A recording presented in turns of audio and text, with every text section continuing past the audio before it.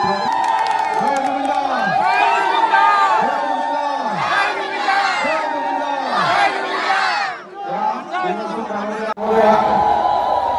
শিল্পী জুবিন গাৰ্গৰ 53 সংখ্যক জন্মদিনটোতেই সৰ্বগত জুবিন গাৰ্গৰ প্ৰতিমূৰ্তি উন্মোচন কৰে মন্ত্ৰী ৰঞ্জিত কুমাৰ দাসে। প্ৰাণৰ শিল্পী জুবিন গাৰ্গৰ 12 ফুট উচ্চতাৰ প্ৰতিমূৰ্তি আজি আনুষ্ঠানিকভাৱে উন্মোচন কৰে মন্ত্ৰী ৰঞ্জিত কুমাৰ দাসে। সৰভোগ পৌৰসভা, সৰভোগ চেম্বাৰ অৱ কমাৰ্চ আৰু সৰভোগবাসী ৰাইজৰ সহযোগত নিৰ্মাণ কৰা প্ৰতিমূৰ্তিটো আজি সুন্দৰীদিয়া সত্ৰৰ সত্ৰাধিকাৰ নিৰ্মল অধিকাৰীৰ উপস্থিতিত মন্ত্ৰী ৰঞ্জিত কুমাৰ দাসে উন্মোচন কৰে। জুবিন গাৰ্গৰ প্ৰতিমূৰ্তিটো এক ব্যতিক্ৰমী প্ৰতিমূৰ্তি বুলি উল্লেখ কৰে মন্ত্ৰী ৰঞ্জিত কুমাৰ দাসে। অনুষ্ঠানত ভাস্কৰ্য শিল্পী দিগন্ত তালুকদাৰকো ধন্যবাদ জনায়। আমাৰ বিশ্বশিল্পী জুবিন গাৰ্গৰ 53 সংখ্যক আজি জন্মতিথি আৰু এই জন্মতিথিত আমি জুবিন গাৰ্গ অবিহনে আমি আজি জন্মতিথি পালন কৰিছোঁ।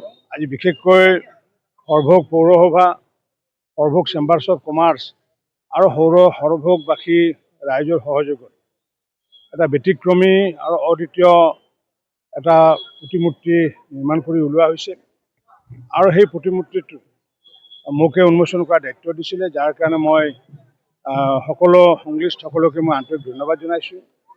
আৰু ব্যতিক্ৰমী এইকাৰণে কৈছোঁ যে শিল্পী নীলিম মহন্ত, উত্তৰ লখিমপুৰ তেখেতে শিল্পী, তেখেতে গুৱাহাটীৰ গণেশগুৰিৰ এখন অভাৰব্ৰিজত এই প্ৰতিমূৰ্তিৰ কাৰণে তেওঁ নিজে চিত্ৰ আঁকিছিলে আৰু সেই চিত্ৰ আঁকি পেলাই যিটো মই চাইছিলোঁ, মই আপলোডো হৈছিলোঁ আৰু তেখেতে ষ্টেজৰ পৰা থকা এই ফটোখন কোনো ধৰণৰ কাৰো হাতত এই ফটোখন নাই। তেখেতে নিজে এখন ফটো নিজে কল্পনা কৰি পেলাই যে জনসাধাৰণৰ লগত বা সংগীতপ্ৰেমীসকলৰ লগত তেওঁ হাতেৰে যি সকলোকে সম্বোধন কৰিছিলে সেইখনকে আৰ্ট হিচাপে লৈ পেলাই নীলিম মহন্তৰ আমি ভাস্কৰ্য শিল্পী বজালী অঞ্চলৰ দিগন্ত তালুকদাৰে এইটো নিৰ্মাণ কৰি উলিয়াইছে আৰু এই নিৰ্মাণৰ লগতে আমি সমূহ সংশ্লিষ্টসকলকে মই বিশেষকৈ চেম্বাৰ্ছ অফ কমাৰ্চ, পৌৰসভা আৰু সৰভোগবাসী ৰাইজক আন্তৰিক ধন্যবাদ জনাইছোঁ যে আজি যি প্ৰতিমূৰ্তি আমাৰ ইয়াতে সৰভোগত নিৰ্মাণ কৰি ওলোৱাৰ ফলশ্ৰুতি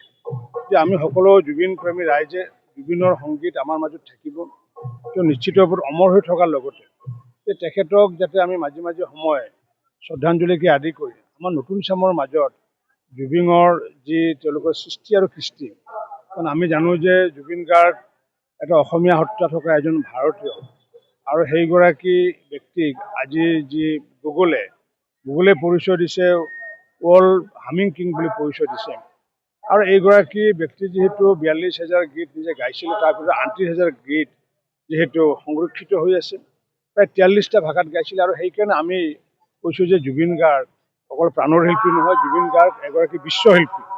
গতিকে এই বিশ্বশিল্পীগৰাকীকো আজি বৰনগৰবাসী ৰাইজে, সৰভোগবাসী ৰাইজে শ্ৰদ্ধাঞ্জলি যি জনাইছে আৰু সেই অনুষ্ঠানত ময়ো উপস্থিত থাকি পেলাই আপ্লুত হৈছোঁ।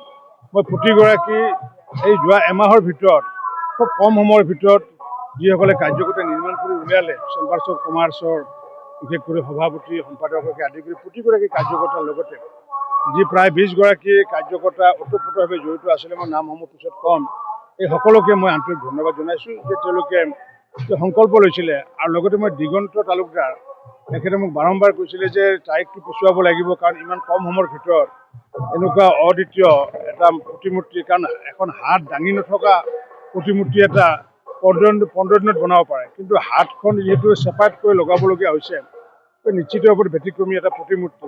মই দিগন্ত তালুকদাৰকো আন্তৰিক ধন্যবাদ জনাইছোঁ।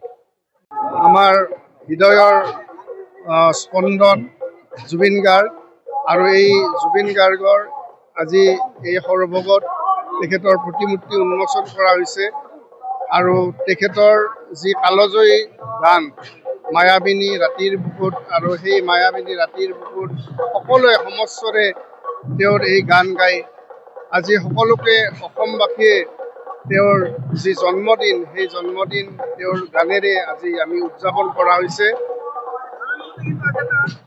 আৰু এটি আমাৰ ভাল খবৰ, কাৰণ বৃন্দাবনী বস্ত্ৰখন, যি বৃন্দাবনী বস্ত্ৰ বৰপেটা সত্ৰত, বৰপেটা অঞ্চলত এই বৃন্দাবনী বস্ত্ৰখন তৈয়াৰ কৰা হৈছিল আৰু সেই বৃন্দাবনী বস্ত্ৰ আমাৰ চোৱাৰ সৌভাগ্য ঘটিব। মহাপুৰুষ শংকৰ গুৰুজনাৰ সৃষ্টি যি কৃষ্ণৰ লীলাৰ পৰা সমস্তখিনি এই বৃন্দাবনী বস্ত্ৰতে সকলোখিনি সন্নিৱিষ্ট হৈ আছে আৰু সেইখিনি আমি চোৱাৰ সৌভাগ্য আমাক এই চৰকাৰৰ দিনত আমি পাম বুলি আশা কৰিছোঁ। হয়, নিশ্চয় নিশ্চয়। আৰু এই বৃন্দাবনী বস্ত্ৰৰ ক্ষেত্ৰত আমাৰ ৰাজ্যিক মন্ত্ৰী মাননীয় তেতিয়া তেওঁ বিধানসভাৰ অধ্যক্ষত আছিল আৰু তেওঁৰ অধ্যক্ষতাৰ দিনতেই এই বৃন্দাবনী বস্ত্ৰৰ এক প্ৰস্তাৱ লোৱা হৈছিল আৰু সেই বাস্তৱ ৰূপত আজি আমি দেখিবলৈ পাম আৰু তেওঁ নিজেই এই বৃন্দাবনী বস্ত্ৰ অনাৰ ক্ষেত্ৰত আগভাগ লৈছিল। গতিকে আমি অসমবাসী আজি ভাল এটি সুখবৰ লাভ কৰিছোঁ। আজি এই পবিত্ৰ দিনতেই জুবিন গাৰ্গৰ এই প্ৰতিমূৰ্তি উন্মোচন কৰা হৈছে। আজি সমগ্ৰ সৰভোগবাসীয়ে এক আনন্দৰ দিন বা উৎসাহৰ দিন বুলি ক'ব লাগিব। যিহেতু আমাৰ হৃদয়ৰ স্পন্দন ইয়াৰ আমঠু জুবিন গাৰ্গৰ এই প্ৰতিমূৰ্তি সৰভোগ অঞ্চলৰ মাজমজিয়াত এই উন্মোচন কৰা হৈছে আৰু সকলোৱে যাতে তেওঁৰ গান আমাৰ হৃদয়ত অন্তৰত আৰু সকলো অসমবাসীয়ে যাতে তেওঁৰ গান আমি সকলোৱে যাতে তেওঁৰ কৃষ্টিৰাজি জীয়াই ৰাখিব পাৰোঁ, এইখিনি আমি কামনা কৰিছোঁ। ধন্যবাদ।